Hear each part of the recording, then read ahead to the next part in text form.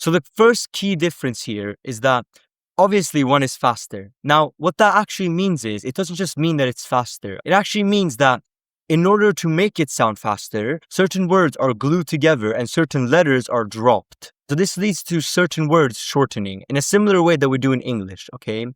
For example, I am going to is the same in English as ama. If we were to make this the opposite and have a native Spanish speaker try to learn English, they would hear a massive difference between ama and I'm going to, even though our native brains don't hear that difference because it's so natural to us. And so inversely, the native Spanish person might say, ¿pa dónde vas? Where in reality, what they said was, ¿para dónde vas? The same thing is happening. And so spoken language fundamentally has that difference, which is part of the reason why if you haven't been studying that, then that's why you can't understand it. And so another example of this is, for example, S's will get dropped or rather replaced with an H sound. So you'll get something like mah instead of mas. And also D sounds might also get dropped, right? So encantado might become encantado. And so natives will do things like that a lot, okay, in order to be able to speak faster in the same way that we do in English. And another thing, which is actually the most important, is actually just the vowels. If you've been learning Spanish, but you've been drilling in the incorrect vowels, then hearing the correct vowels said with speed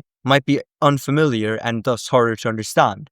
And so really, like, there is a big difference between like the textbook Spanish that we learn in school and the real life Spanish that we want to learn. So, and by the way, if you're just getting started, I highly recommend joining the Speedy Spanish Hub. It's a free community I created with a bunch of free resources and guides to help you start learning Spanish with these methods. And it'll be the first link in the description.